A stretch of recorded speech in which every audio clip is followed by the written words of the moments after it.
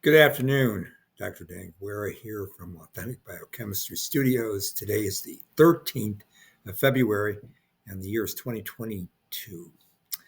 And I promised you a video lecture on fatty acid desaturation coming off of the podcast, Authentic Biochemistry Podcast, where I've been detailing a great deal of pathophysiology around fatty acids.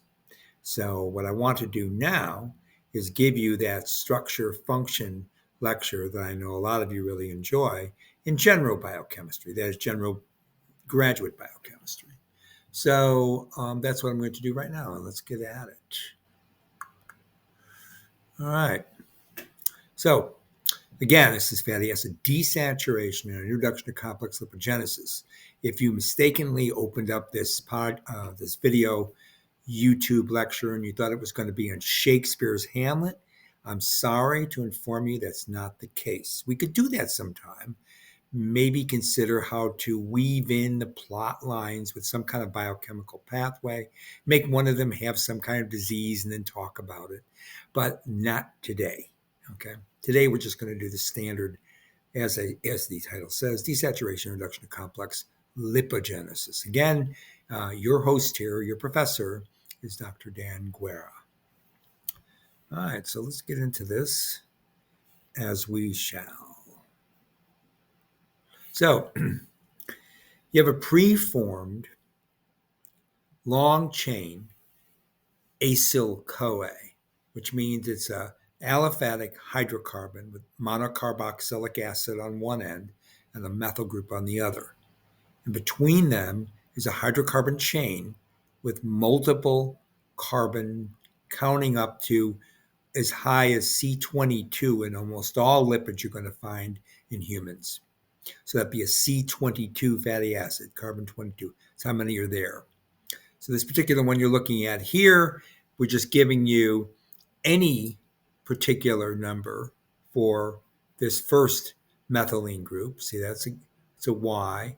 And then any particular number of this methylene group, which is an X. And we're showing you two carbons, sorry about that, which we're going to put a double bond into. A double bond, when you do that, that's called a desaturation. You're removing two hydrogen atoms. And particularly, you notice we're moving them from one plane of geometry, removing the ones on the top of this structure as it's drawn. So this is going to be a cis double bond because what you leave behind are two hydrogen atoms that are in the same plane. Okay. So if this was a trans, one of these hydrogen atoms would be here, and one would say here, and the other one down. That would be a trans double bond. This is cis double bond.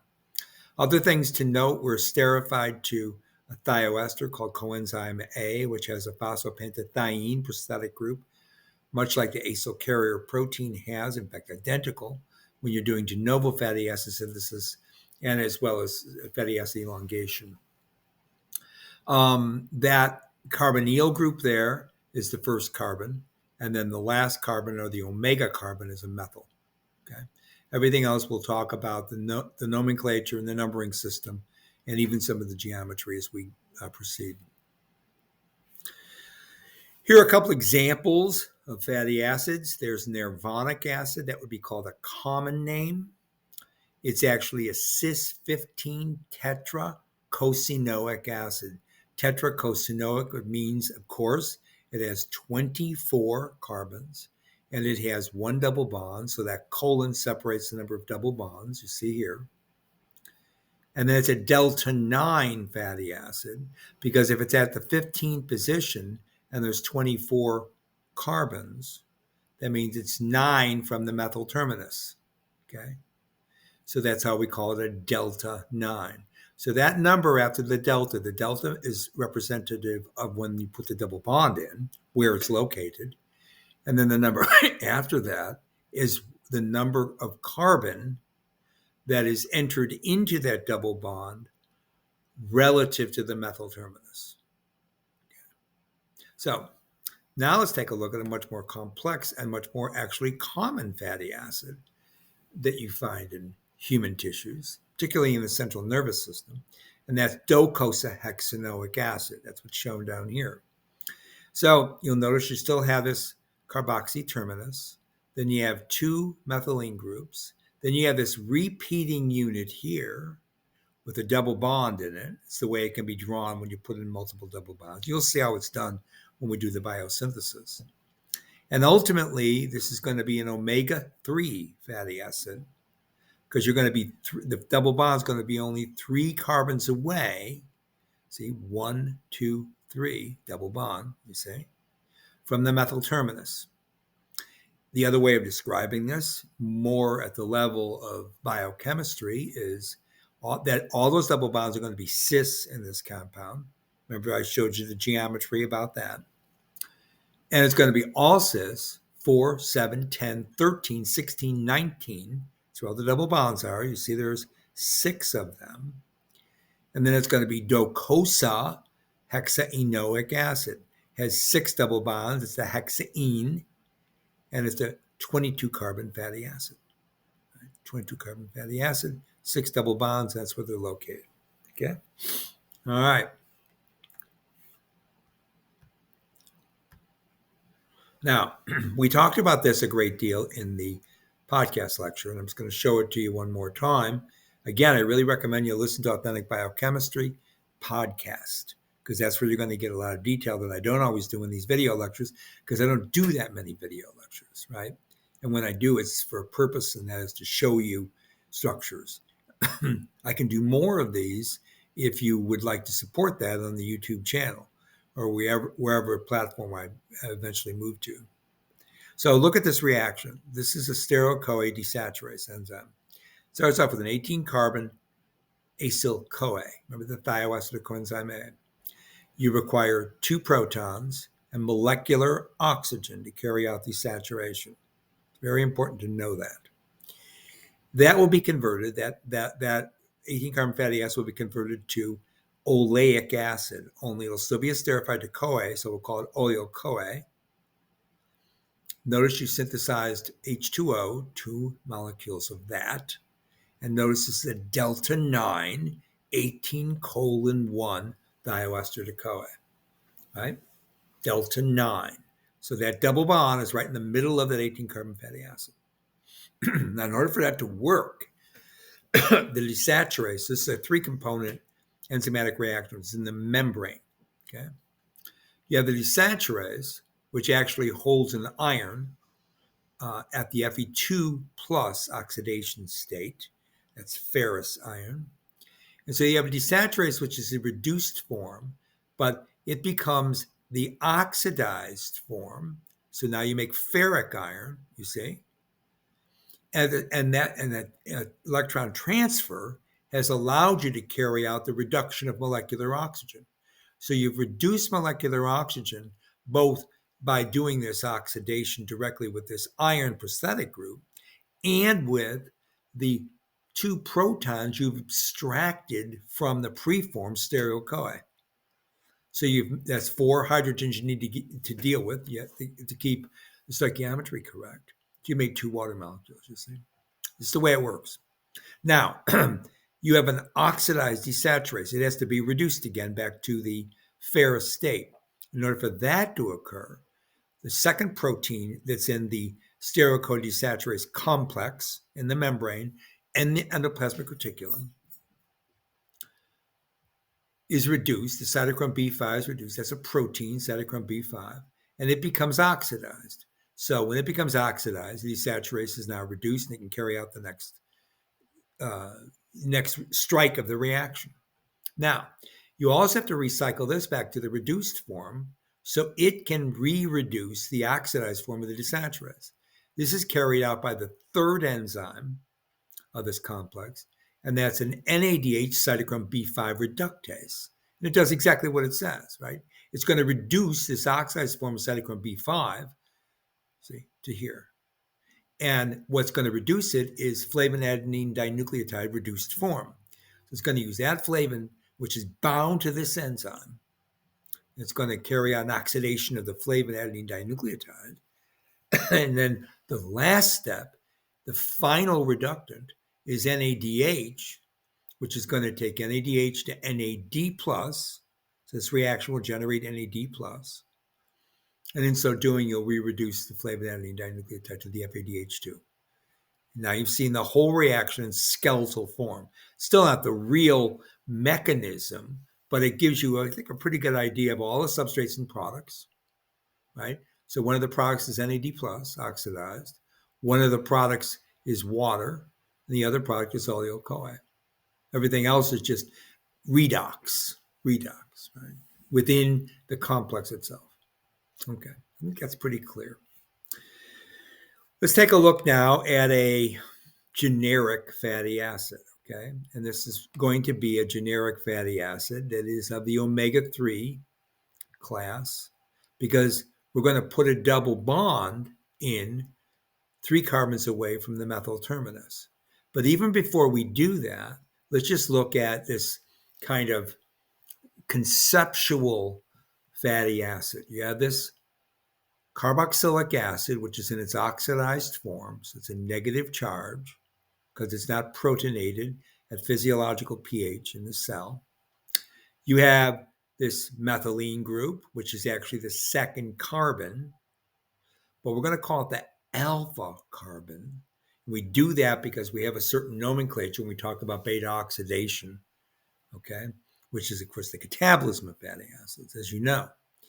So that would be the alpha carbon, and alpha carbon is not carbon number 1. That's the carbonyl, right? And then the beta carbon, of course, is right next to it. That would be carbon 3. And then however many methylene groups, if this is just a saturated fatty acid, okay, that you have to count off, because you've got 1, 2, 3, and then you've got a series of methylene groups. And then ultimately, you're going to have a methyl terminus. And this number of methylene groups is going to then give you the different type of fatty acid in terms of chain length. So you have to keep in track of chain length, how many carbons are on the molecule. If they're double bonds, where they're located, that's the delta, and then the number, like the delta 9. We just looked at oleic acid. And then all those double bonds and docosahexaenoic acid, right? Then also you have to worry about the geometry. Is it cis or trans? And contrary to a lot of belief by people who are not biochemists, there are a great deal of naturally occurring trans fatty acids in living tissues, including in humans. In particular, the sphingosine base for all sphingolipids has a trans fatty acid. So every sphingolipid in every membrane has trans palmitoleic acid. Okay, so rather than being uncommon, trans fatty acids are quite common. Okay, and we can talk about dietary trans fatty acids because colleagues of mine in the past had worked on the digestion of trans fatty acids in humans and discovered that trans fatty acids can be metabolized just like cis fatty acids because there is a movement of the double bond during beta oxidation. Part of the process, actually. So no problem completely catabolizing those using dietary trans fatty acids. Okay. Just so that you're aware of the fact that I really don't like myths in biochemistry. And so that would be a myth to think that trans fatty acids, first of all, are not common in cells, because they are. And secondarily, trans fatty acids in the diet can be metabolized the same way as cis fatty acids. Total myth that they can't be. And that's shown from evidence in the published refereed literature. Okay. All right, let's go on. So again, here's the omega-3 fatty acid. Now we're being a little bit less just abstract conceptual, and we're saying it's omega-3. So you see the omega carbon is the last one. Then you have the methylene group. Those are in green. And then the next carbon, which is carbon 3, counting from the methyl terminus, counting sort of backwards, right? Yeah, that carbon is in a double bond. So that double bonded to the next carbon, which would be counting again from the methyl terminus, carbon 4, would be called an omega-3 double bond, or you understand that would be like a delta 3 double bond, right? The omega is to show you, to be more precise, and show you we're counting from the methyl terminus, because that's the last carbon, right? Alpha, omega, right? Greek. All right. The rest of the molecule then is however many methylene groups there are. This methylene group, immediately proximal double bond, is as a one unit by itself, but then the number of methylene groups that are connected to the methylene group proximal to the double bond is going to give you chain length. And then there's your carboxylic acid. Okay. That's a generic omega-3 fatty acid. So here are some common fatty acids. And again, those of you that are taking biochemistry, hopefully remember these things, right? So there are a certain number of saturated fatty acids that, yes, we do find them in membranes. The ones that are shown here are indeed in animals, in fact, in humans, because humans are animals. So laurate is a C12 fatty acid, no double bonds. Myristate is a C14 fatty acid, no double bonds.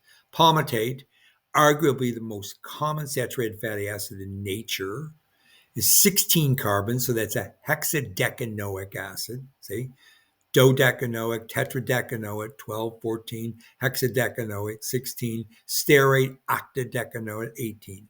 These are all saturated fatty acids. A number of carbons that just described there by the name itself, right? And they're all decanoate, not decene, because there's no double bond. And there's just a formula.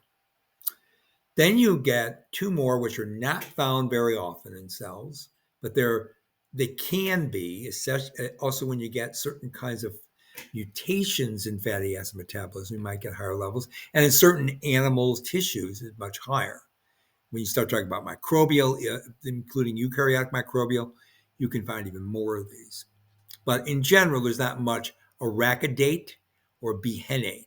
But I'm just showing you that the 20 carbon fatty acid, saturated, that's arachidate, and the 22 carbon fatty acid, completely saturated, that's bihenate. And those are synonymous with eicosanoate and docosanoate. Okay, 2022. Right. Now we start talking about unsaturated fatty acids. There's palmitoleic. Here's showing you the cis. We also have a trans palmitoleic, as I said, in a sphingosine base of all sphingolipids, including cerebrosides, right? And galactocerebrosides in the brain, absolutely essential for neural transmission. Here is showing you the cis double bonds. So that's cis, right? That's a delta 9 hexadecenoate. See the E there? That shows you have a double bond, okay? I'll put on my glasses at this point. Yeah. All right. There's oleic acid. That's cis delta 9, 18 carbons with one double bond. You see, we just saw that fatty acid. That's cis delta 9 octadecenoate.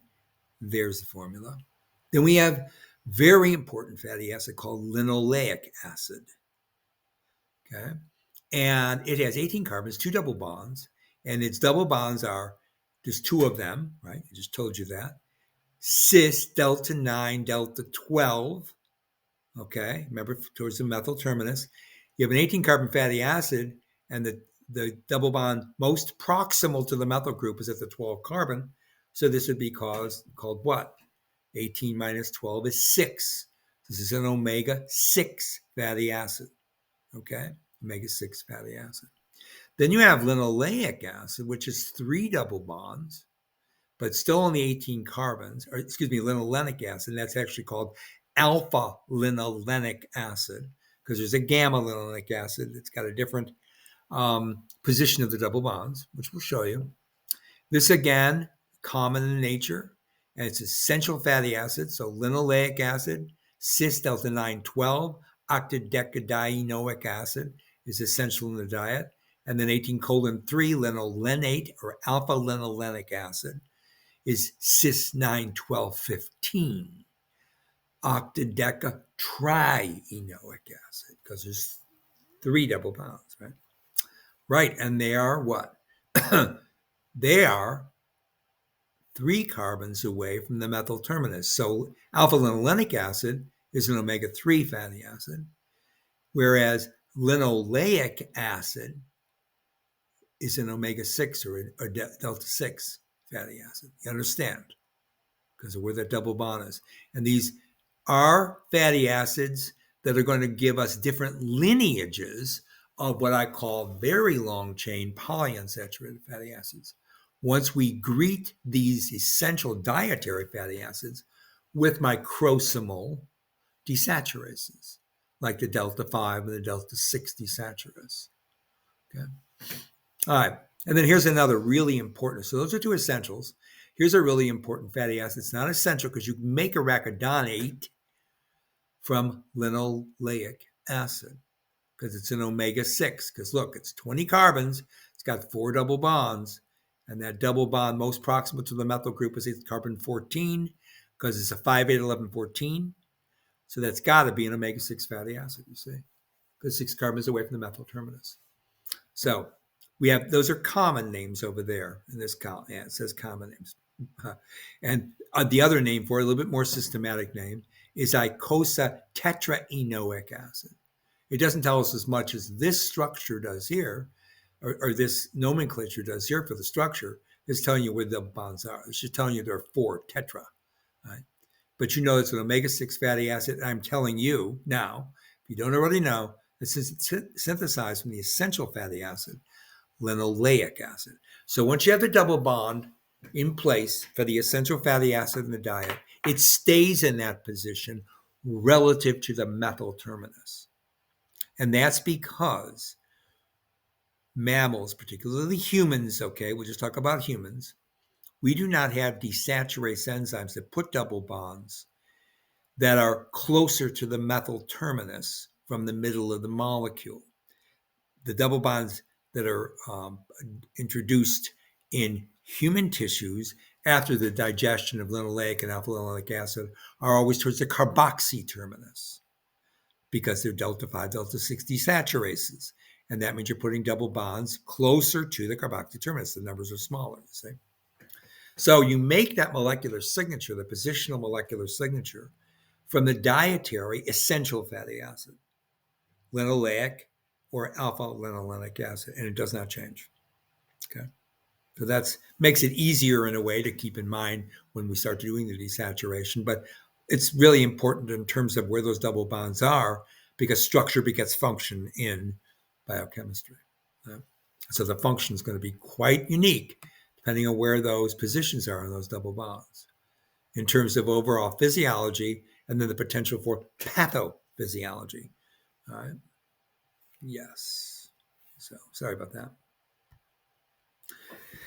Now I wanted to show you this reaction. This is beta-hydroxydecanoyl ACP dehydrase reaction. Beta-decanoyl ACP dehydrase reaction. It's a beta-hydroxy fatty acid there that's 10 carbons long, you see? That's the beta carbon I just told you, right? Carbon 1, alpha carbon, beta carbon, hydroxyl group, right? So it's got an alcohol group there. Now that is an intermediate in de novo fatty acid synthesis, right? That's how it starts off. Because when you first make fatty acids, if you remember from de novo fatty acid synthesis, you start with a carbonyl and you reduce that carbonyl, right? All the way down to the methylene, basically. But in the process, you make in the intermediate, in some reactions, in some systems, and this is an E. coli gram-negative bacteria where this enzyme is found. It's not found in humans. This beta-hydroxy decanoyl ACP dehydrase is not a desaturase, it's a dehydrase. That's correct.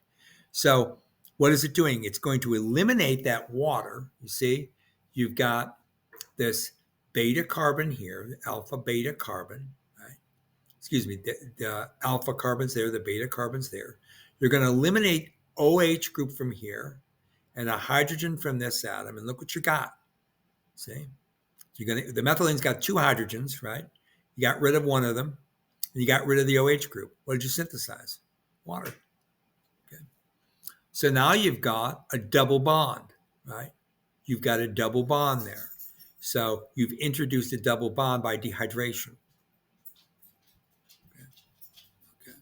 Now, if you hydrate that back, you make the beta-hydroxydecanoyl, if it's a esterified to coenzyme A or to acyl carrier protein, as it is in the E. coli de novo fatty acid synthesis program. Remember, that's a thioester again. It's a phosphopentathiene prosthetic group. that is attached directly to a serine residue on a protein during fatty acid synthesis. Okay. At any rate, now watch what happens here. This is very interesting. That product is actually a trans fatty acid. Right? So that's a decenoyl trans. Decenoyl trans. But the enzyme also carries out trans cis and cis trans isomerization. Remember I told you before about how trans fatty acids can be metabolized because of things like this, because of isomerization. So what happens here, look where the carbonyl is, and you look where the double bond is, it's the next carbon. But look here, you have the carbonyl, then you have another carbon, then you have the double bond. So you go from a trans 2 to a cis 3. So you move the position of the double bond as you've isomerized it to the geometrical isomer, which is cis. Excuse me. You understand, right? Now, this whole enzyme complex, beta-hydroxydecanoyl dehydratase, has also got another name. It's called the Bloch dehydratase, named after Conrad Bloch, B-L-O-C-H, that is. Conrad actually worked at the University of Chicago, and I mentioned him in some previous broadcasts. I met him, and I had him as a guest when I had a seminar series, of all places, the University of Idaho, many decades ago, and he was my guest. And Conrad Bloch actually, among working on this enzyme that was named after him, and in fact, I worked on this enzyme as well. We don't need to go into detail of that right now. But anyways, when Dr. Bloch worked on another project, that was de novo cholesterologenesis. And Dr. Bloch won the Nobel Prize in Chemistry for that work. So that's what he won his Nobel for cholesterologenesis. Okay, not for the Bloch dehydratase. The Bloch dehydratase is a very interesting enzyme, as you can see, because it does this dehydration, but also does the isomerization, and indeed it even changes the geometry. This is only in bacteria, right? Gram-negative bacteria known as Escherichia coli. So I want to show you that. That's an aside, but you sometimes get these as biochemical asides in authentic biochemistry. All right, now let's take a look at this. You can elongate fatty acids from, say, a C16 to a C18 to a C20. So to understand desaturation, you have to understand that preformed fatty acids like linoleic and alpha-linolenic acids are going to get elongated to what? 20 carbon and 22 carbon fatty acids, because you have to make arachidonate, icosapentaenoate, and docosahexaenoate. Those are the three classical VLCPUFAs, very long chain polyunsaturated fatty acids, which you find in neural tissue. Okay. And also in muscle tissue too, of course. But okay, so you got this preformed acyl-CoA. You carry on a reaction known as Beta-Ketothiolase, where you take now an acetate, and you've added now 2 carbons, you see here, and you've removed one of the thioesters in reduced form of coenzyme A called CoAsh. Then the next reaction is a dehydrogenase utilizing NADH. So that's going to be oxidized, it's going to become reduced. And there's your alcohol group, your OH group. Then there's a hydratase, because you're synthesizing, not breaking down. And that hydratase, right, you're going to remove the water, and you're left with a double bond. You see? But then, because this is still biosynthesis, and this is occurring with a fatty acid elongation in the mammalian mitochondrion, you're going to end up with a reduction of that double bond. Now you're going to use NADPH as reductive biosynthesis for you, and you're going to make saturated fatty acid. So this is fatty acid chain elongation after the product of de novo FAS, which is palmitate. So you can make stearate this way. And I just showed you the stereo-CoA desaturase. As they put one double bond, you have an 18-carbon fatty acid with a double bond. Now, is oleic acid in the diet? Yes, you find it in all kinds of vegetable oils and animal tissues. But is oleic acid also found in membrane lipids? Absolutely. In fact, it's found in some of those glycosyl cerebrosides and glycosyl sphingolipids in the central nervous system, along with stearic acid. And those are often as amide linkages in the ceramide backbone of sphingolipids. We talked about this in the past, and we'll see it again. Don't worry. All right, so moving on here. Isn't that fun? It's great fun. Lipids are the most exciting of all the organic compounds. Here's the basic formula of linoleic acid series. Okay, so you have the carboxy terminus, then you have a certain number of methylene groups, and you have this repeating unit where you're going to start putting double bonds in, as opposed to the basic formula for alpha linolenic acid, where you're going to have, again, the same repeating series here, right? But it's going to end up with the double bond at the omega region compared to the methyl group at the end, okay? At the omega 6, this is going to be at the omega 3, right? Where, see, remember, 1 carbon, 2 carbon, 3 carbon, there's your methyl terminus. So it's got the first carbon involved in a double bond is going to be 3 carbons away, whereas in the linoleic acid elongation desaturation series, such as arachidonate being a major one, the major one, really, you see it's 6 carbons away, right? So that's going to be the 6 carbon where it's going to start putting in a double bond. It's another way of looking at it. Just by using these parentheses, organic chemists can show you which group actually is embedded within the acyl chain, right? That's all this is. But I like to show it. The chemists always like this when they took graduate biochemistry, amongst a lot of other things we did in my class. So, okay. So now you're looking at where desaturation occurs. There is the esterification of coenzyme A. You know, that's the first carbon.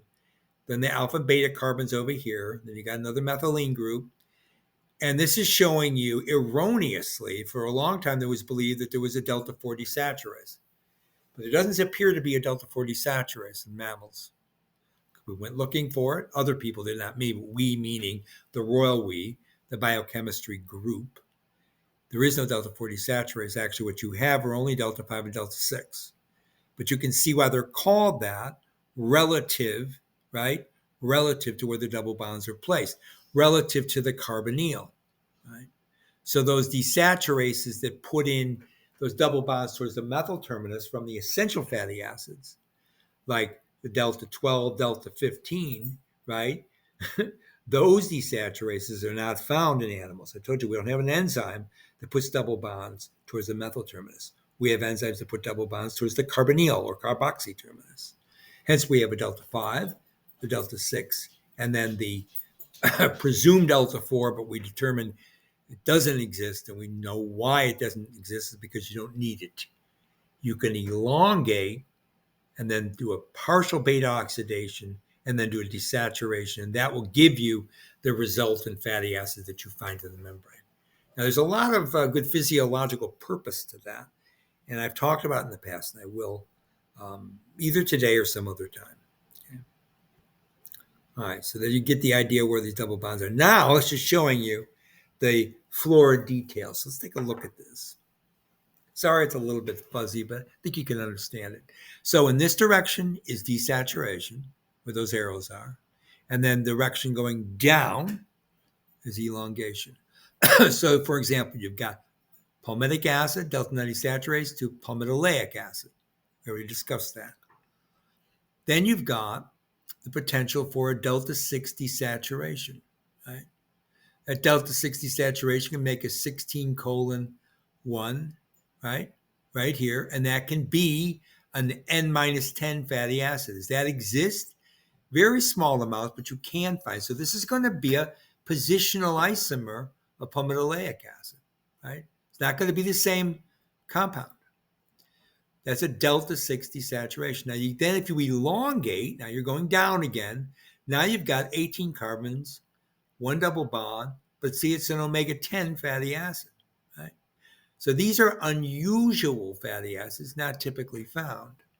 But let's take a look at elongating oleic acid, elongating 18 carbon to 20 carbon, then doing a delta 9, and then having a 20 carbon fatty acid with 1 double bond, and that's going to be an N-11 fatty acid because of where the double bond was placed. Okay, If you continue just to elongate without desaturation, I'll get out here to 24 carbons. Right? There's Nirvanic acid over here. You notice that you make it from a different pathway, right?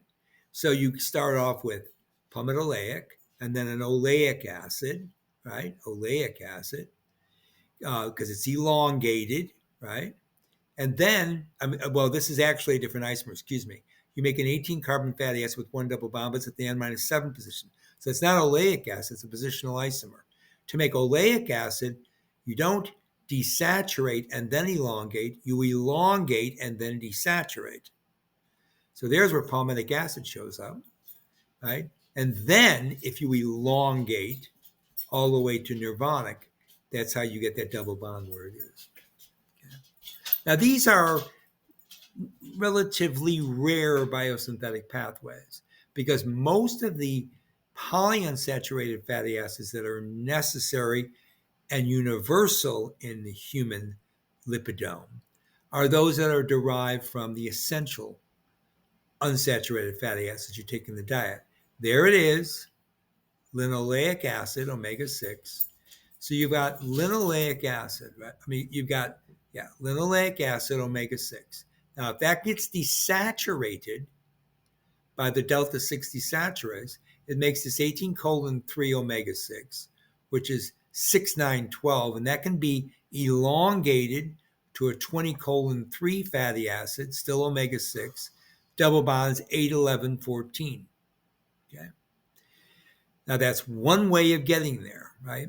But you can also take, that's using, again, linoleic acid from the diet, first desaturating it. You see, you're not elongating it. You're desaturating first. So the delta-6 desaturase is an immediate enzyme recognizing this as a substrate. That's why the arrow is very thick there, because desaturation occurs right from the dietary linoleic acid. Makes this intermediate 18-3. That's gamma linolenic acid. Still linolenic acid, 18 carbons, 3 double bonds, but it's omega-6, not omega-3. There's alpha linolenic acid in the diet. See? All right. So you make this gamma isomer of linolenic acid. That's a 6,9,12. You elongate it to 20-3, 8, 11, 14. Then you do the second desaturation with the delta-5, and you've made now arachidonic acid. 20 carbons, 4 double bonds, omega-6 series, 5, 8, 11, 14. See how that went? You desaturate, elongate, desaturate, and you make a stable end product you find in many membrane lipids. In fact, arachidonic acid, this omega-6, is a general major substrate for eicosanoid production. Yes, that includes the prostaglandins and the leukotrienes and the prostacyclins and the thromboxanes. Those are all eicosanoids, oxygenated fatty acids, don't you know? Now you've seen how we've distributed via metabolism an anabolic pathway, really, from dietary linoleic acid to arachidonic. Now let's take a look at dietary alpha linolenic acid. 18 carbons, 3 double bonds, omega-3 series. Dietary, we cannot synthesize this de novo, we meaning humans. That has a signature of 9-12-15, remember, 3 carbons away from the methyl terminus.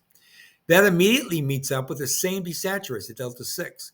So linoleic and alpha linolenic acid compete for the enzyme, omega-6 desaturase, or delta-6 desaturase. You make this 18-carbon, 4 double bond fatty acid intermediate. That's delta-6, 9, 12, 15. And then you elongate it. See, it's the same kind of story with linoleic acid. You desaturate, then you elongate. Here's the same thing. You take in dietary omega-3 fatty acid, which is alpha linolenate. First you desaturate, then you elongate to this intermediate, you see. I know this looks a little confusing. Don't worry. It's not going to arachidonate. You're going to then hit it with the delta-5, just like you hit this intermediate with the delta-5. And you've made eicosapentaenoic acid. That's eicosapentaenoic acid. 20 carbons, 5 double bonds, omega-3. That's 5, 8, 11, 14, 17. Right? Now, this is showing you, erroneously, that you can then elongate that to 7, 10, 13, 16, 19, hit it with a delta 4 and make docosahexaenoic acid. Docosahexaenoic acid, 4, 7, 10, 13, 16, 19 omega 3. But we're going to see soon that this delta 4 desaturase, when we went looking for it, and when this diagram was first published, it was still theoretical, because we know we make DHA, that's docosahexaenoic acid, kind of thing you get in fish oil capsules, along with EPA, eicosapentaenoic acid. That's what, when you take in omega-3 fatty acids as a dietary source from over-the-counter fish oil capsules, you get that, EPA, and you get DHA. But you synthesize it, you see. Your body does this. So these aren't essentials. The essentials are linoleic and alpha-linolenic acid. Because if you have the desaturation, elongation pathways, which you always do, unless there's some kind of mutation or some other kind of irregularity and resulting in a pathobiochemical event, you're going to be able to synthesize EPA and DHA. Right? Now, there's some argument if you make enough of it, because it has to do with the essentials in the diet, you understand. All right, but I'm telling you this delta 4 is basically not the way we do it. We're going to elongate, and then I'll show you. Okay, I'm just giving you an idea of how you carry out these reactions. Right? You understand now how this functions. Hopefully that was not confusing. I don't want it to be confusing. Now, here we've got the correction to that final desaturation. It's necessary. Showing you the same thing before, only it's giving you less the structural detail. Acetyl-CoA making myristic acid or palmitate. Palmitate can delta 9 out and elongate to make 18-1 omega-7 or N-7, right? That's not oleic acid. That's a positional isomer. Kind of a dead-end fatty acid, they call that. But normally you elongate. Remember I showed you the elongate with the thiolase reaction, right? And the dehydration and all that stuff, right? Okay. What you get then is you get stearic acid. It's usually as a coenzyme A. Stearoyl-CoA gets desaturated by the stearoyl-CoA desaturase to oleic acid. There it is. But that can also be greeted and metabolized by the delta-6 desaturase. That gene is called FADS2, by the way. The gene fatty acid desaturase 2. So the second one discovered. So remember that because it's going to be important in a few minutes. The delta-6 desaturase is the FADS2 gene. Okay. All right. Anyway, you make this 20 carbon fatty acid after elongation, right? So there's going to be an elongation here. Sorry, that elongation was there. You're going to have this desaturation. I'm sorry. You have desaturation with the delta-6. You're going to make 20 carbon fatty acids with 2 double bonds. And then you have a delta-5 desaturation. So delta-6 followed by delta-5. Remember what we did last time with the 2 essentials. And you end up again with a dead-end fatty acid, 20-3 omega-9. When you make this fatty acid and this fatty acid, if this shows up in your blood, for example, or in tissue, if there's a biopsy, it means you have essential fatty acid deficiency because you're making polyunsaturated fatty acids, but they're not the appropriate ones. And the only way that happens is if you don't have dietary, linoleic, and alpha-linolenic acid. Okay. So let's look at the diet again. It's the same thing we already saw. Linoleic acid can be elongated 20 carbon 2 with just 2 double bonds. That again is a dead end. Normally what happens, either with the alpha-linolenic or with the linoleic acid, alpha-linolenic, linoleic acid, hits with the delta-6 desaturase, which is the FADS2 gene product, that enzyme is. You make this gamma linolenic acid. It's 18 carbon 3 double bonds, so it's still linoleic acid, only it's a gamma version, which is an omega-6. Then you make this 18 carbon fatty acid with 4 double bonds, omega-3. You elongate that. Now notice, this is a 20 carbon fatty acid with 4 double bonds, but that's an omega-3 positional isomer. That is not arachidonate. There's arachidonate. You see? Positional isomers have a tremendous difference in biology. Just put it that way for now. We've covered a lot of papers over the years on this, and I will do it again, of course. I'm just showing you, remember, it's a general biochemistry lecture. Okay, so here we've made now, we've desaturated 18-4, we've elongated to this intermediate.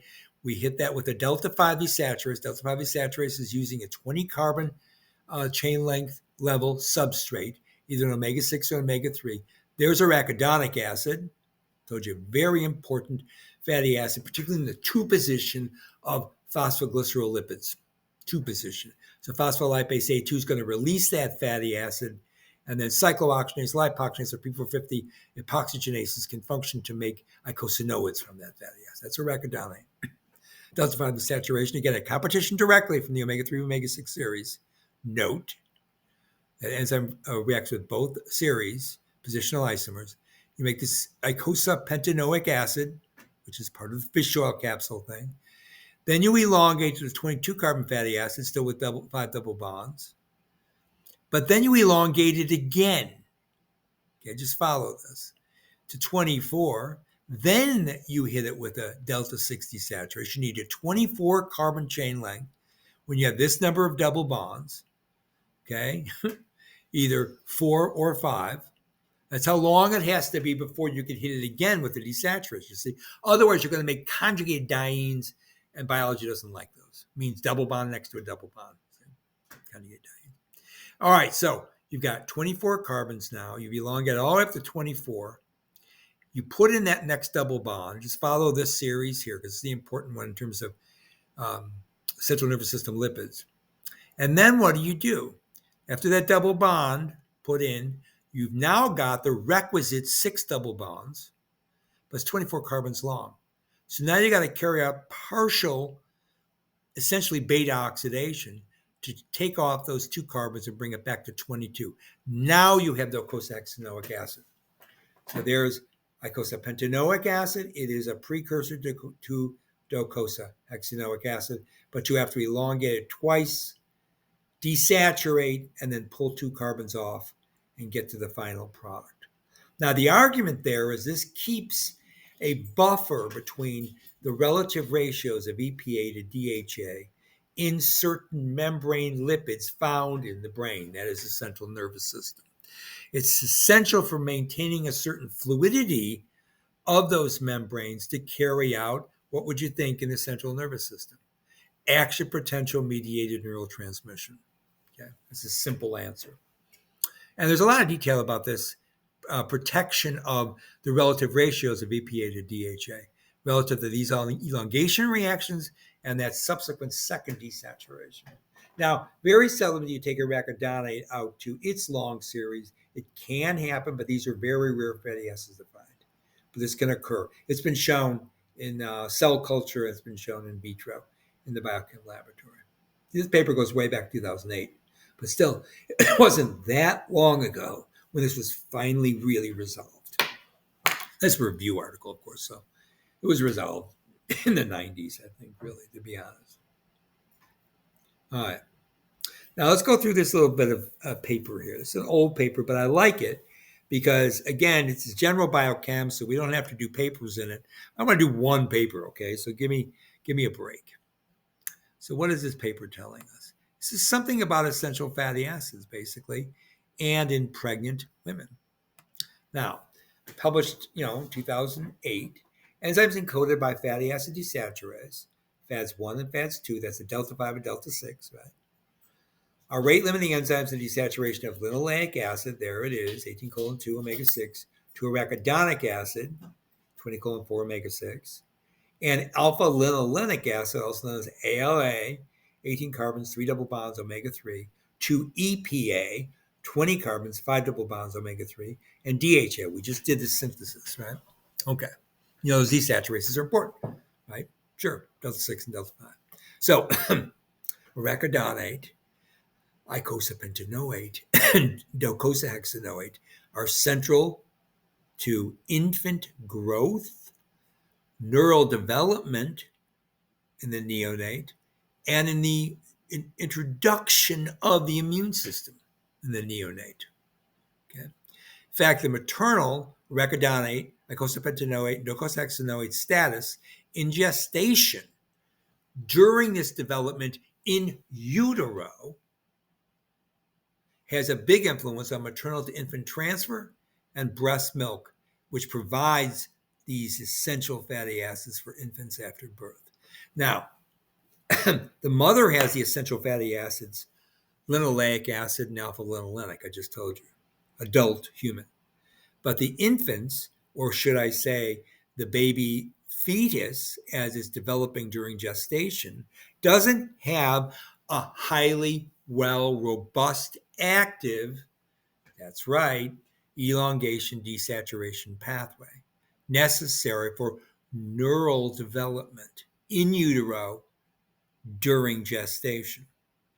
So, when the baby's born, for that brain development to rapidly take on the full oxygen environment after parturition, the maternal milk has to have an enrichment of some of these fatty acids that otherwise can be synthesized from the essentials. And those include arachidonate, icosapentaenoate, and DHA. And so it's up to the maternal tissue, in this case the mammary gland, to produce milk that has lipid droplets that are enriched with VLC-PUFAs, very long-chain polyunsaturated fatty acids, for the developing neural crest and neural circuitry of the baby that was just born right after parturition. So the mother's milk is enriched with these. See? So if the mother has essential fatty acid deficiency, what do you think happens to the nutritive quality of the breast milk? It goes down. Now, some of this was discovered because of the use of formulas for certain parturitions where the mother could not breastfeed. And some of those initial formulas, the people that were doing that, the nutritionists, didn't realize the essentiality of fatty acids. So there were essential fatty acid deficiencies that played out in some poor neuronal development in some human populations when they were put on the very old-fashioned formulas before we discovered essential fatty acids. That's true. Okay. All right, so let's look at this paper. These researchers determined if single nucleotide polymorphisms in the FADS1 or FADS2, those are the desaturases, if they influence plasma phospholipid erythrocyte ethanolamine, that's a certain kind of phosphatide, it's basically phosphatidylethanolamin, right? It's a phosphoglycerol compound. And they were wondering whether or not, if there are mutations in any one of those two desaturases, would that play out in the kind of fatty acids you find in phosphatidylethanolamin in pregnancy or in the breast milk itself during lactation, what I just mentioned to you. So they genotyped a few mutations. Here they are, RS174553, and there are the other ones. These are going to be the index people that have those mutations, and then the sequelae after them. And these are mutations that are in the FADS1 and FADS2 gene cluster. And they were analyzed, and then they analyzed plasma, circulating fatty acids in the mother, and erythrocyte fatty acids, and of course, dietary intake for some 69 pregnant women, and then their breast milk for a subset of 54, because not all of them were capable of breastfeeding or didn't want to. Exclusively breastfeeding at 1 month postpartum. Okay, up to that point, that's when these measurements are being done. So these minor allele homozygotes, shown there, these are nucleotide dinucleotides, GG, TT, or TT at a different location, had lower arachidonic acid, but higher linoleic acid in the plasma phospholipids. That means they weren't carrying out the specific desaturation elongation of linoleic acid to arachidonic acid. Okay. And the erythrocyte, that's the red blood cell. And this is the phospholipid. Again, that's phosphatidylethanolamin, or EPG is another way of describing it. They had decreased omega-6 and omega-3 in the erythrocyte fatty acid product precursor ratios at 16 and 36 weeks of gestation. Okay. So it modified the kind of lipids that were being produced by the mother because of these mutations in those desaturases. Understand. So breast milk fatty acids were also influenced by these genotypes, these mutations in those desaturated genes, and were significantly lower 14-O, remember that's myristic acid, arachidonic acid, that has to do with elongation, right? Arachidonate, EPA, that's desaturation, and a higher 20:2, that's a dead end omega-6 fatty acid, when you're not making arachidonic. We call that a dead end. In the minor allele homozygotes of those two, of all three of those mutations, the GG, the TT, and the TT in the different locus. And you had lower arachidonic acid, icosapentaenoic acid, which we know what that is, and docosahexaenoic acid in the minor allele of the nucleotide doublet GG of that particular mutation. Okay, so mutations in the mother's desaturase enzymes resulted in inappropriate or pathophysiological levels of the omega-3, omega-6 fatty acids necessary for good neural development in their gestating infants and post-parturition upon breastfeeding. Yeah, that's what this is saying. You see how important that is. So this is just showing you the run of the events here. Here are the fatty acids, and here are these different mutations, okay? And you're looking at the relative amounts of these fatty acids. There's linoleic acid, there's the dead end 20 carbon fatty acid. You can see massive differences based on the mutations, right? Based on the mutations, and they have significance look at the very low level there in terms of the p-value, okay? So you can see genetic variance. What this data is showing me, there's linolenic acid, alpha linolenic acid. Not much of a change there, but you start seeing massive differences. The series that are produced from it, there's EPA, there's that mutation versus the AG versus the GG. See, increases, decreases from the normal. You see that, how that works, right? And you see the same thing going up to 22:6. You see a decrease, at least with that particular mutant, but it was non-significant. Okay. And this one happened to be significant. Both of these mutations resulted in lower levels of this icosapentaenoic acid, which again is essentially an intermediate, right? All right. So the genetic variants of those two desaturase mutants influence blood lipid, the erythrocyte, and breast milk essential fatty acids in pregnancy, during gestation, and at the lactation phase, post-parturition. That's really important to consider, right? Sure it is. Okay, so relatively quickly here, let's just look at some of these fatty acid synthesis reactions, and maybe I'll do one complex lipid synthesis and then we'll stop. So elongation of saturated fatty acids involves 4 sequential reactions. The beta-ketoacyl synthase, or the KS.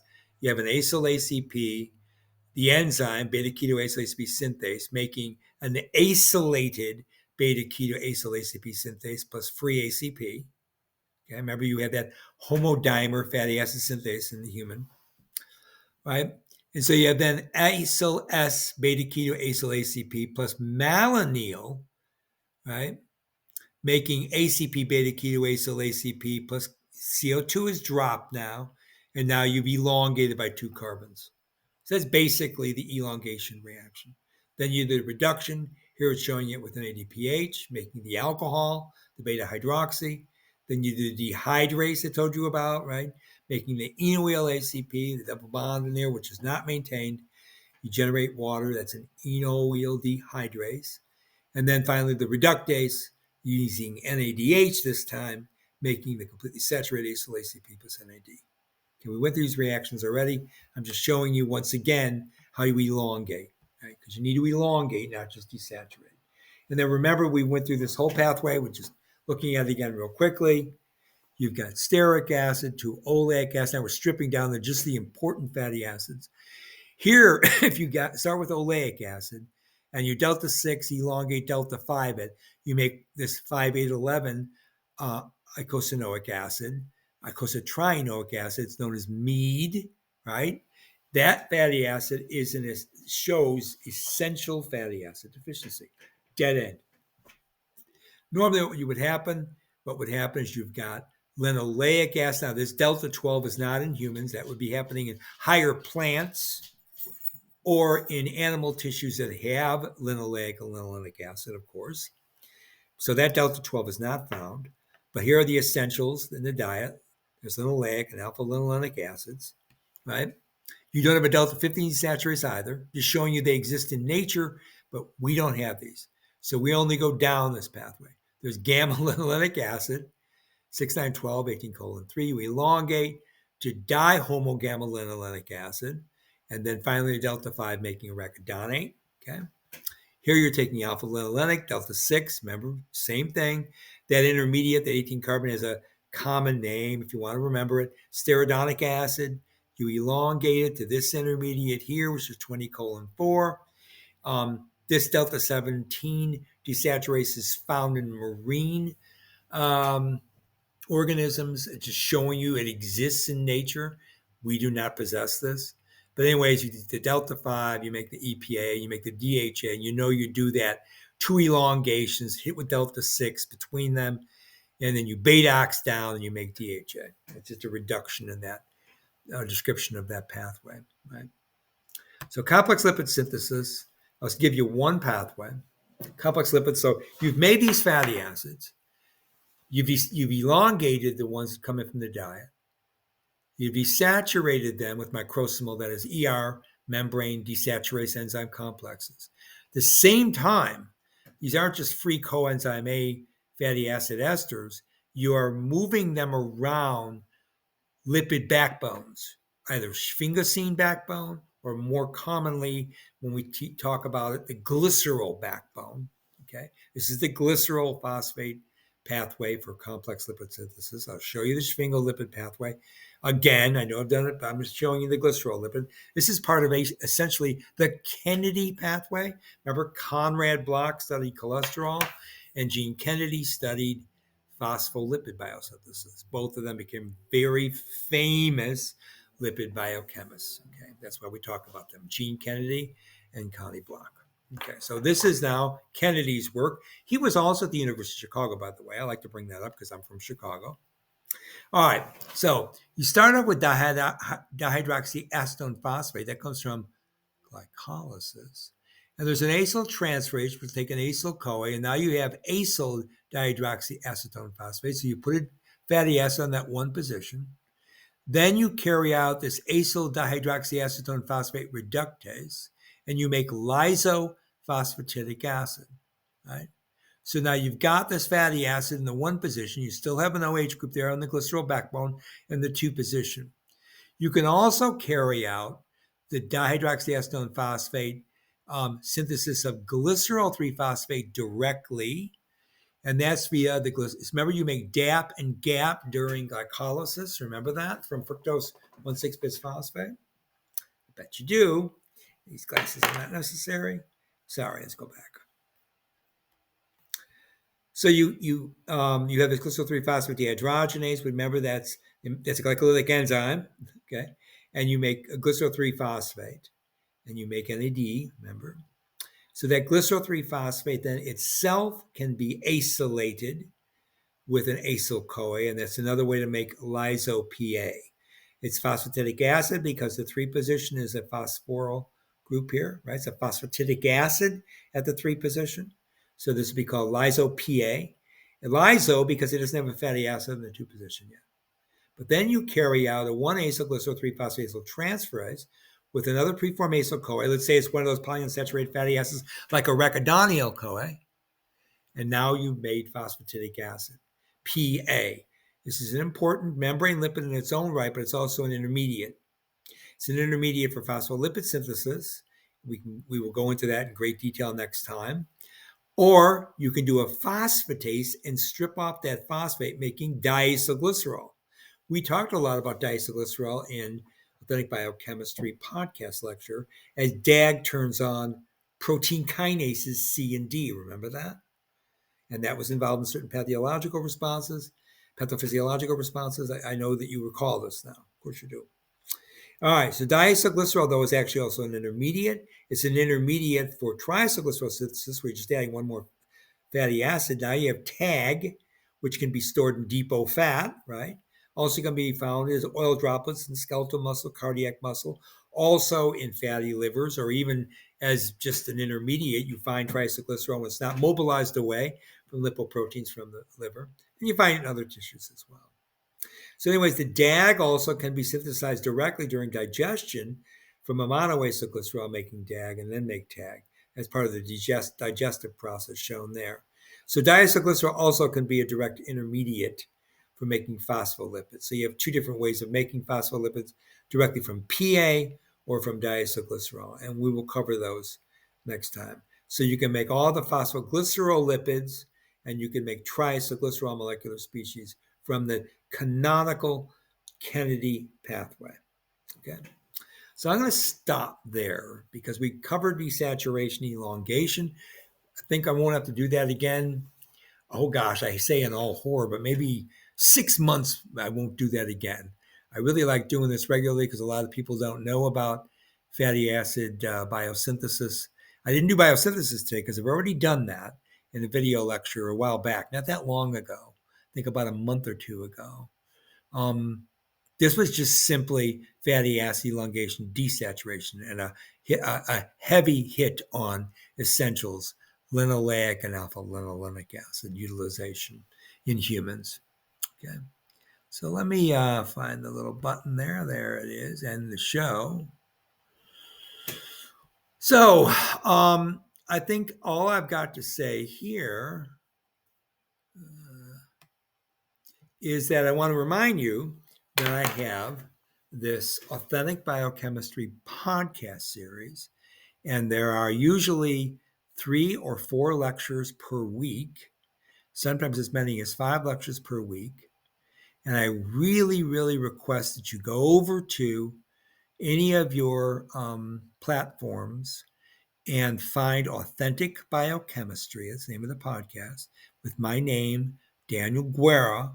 And please subscribe to that podcast and donate to that podcast so that I can continue to give you new content on pathophysiology and pathobiochemistry, not just of lipids, of course, but of all the other metabolic pathways, and including the entire immune responses and multiple discussions of diseases of various origins associated with obesity or chronic drug ingestion or aging or ischemia and anything that you can imagine in between that could generate some kind of pathobiochemistry, pathophysiology. We cover all of that in my podcast lectures.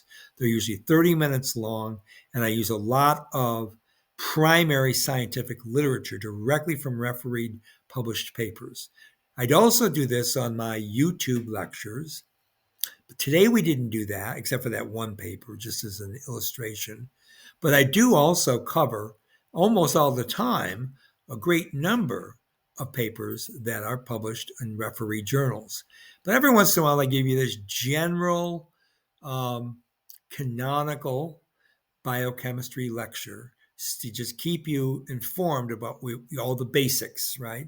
We do the basics and then we go and jump back into the literature, which is expecting that you remember the basics. That's why we continually do a recursive lecture on some of these really important pathways that are sometimes hard to remember.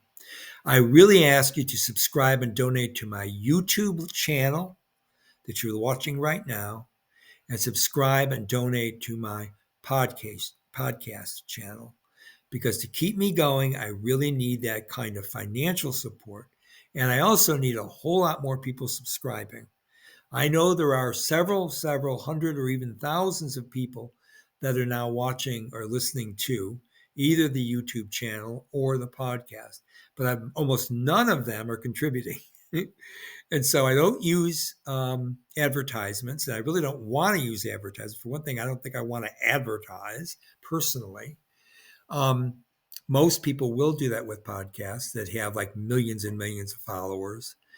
I don't care if I have millions, but I surely would like to have thousands because I hope that you see that it's valuable to get authentic biochemistry in your home. And I can do that on the podcast audio lectures, and I can do this also even more frequently on the video YouTube lectures or any other platform I move in and out of, and maintain it, of course, on YouTube. But I need your support. Subscribe and donate. Okay? All right. And I make no apologies for that because this obviously takes a lot of work, and I think it's worth it. Right? It's worth it for me to do it, and it's worth it for you to be able to obtain it. I hope that you see that. So, Dr. Dan Guerra, it's already getting darker here. Wow, see that? From Authentic Biochemistry Studios in the inland Pacific Northwest of the USA on this St. Valentine's Day Eve, hence the purple tie. Not look too purple right now because the lighting has changed, but that is a purple tie. So, for all of you, have a great Valentine's Day tomorrow. And from Dr. Dan Guerra, Authentic Biochemistry, bye for now.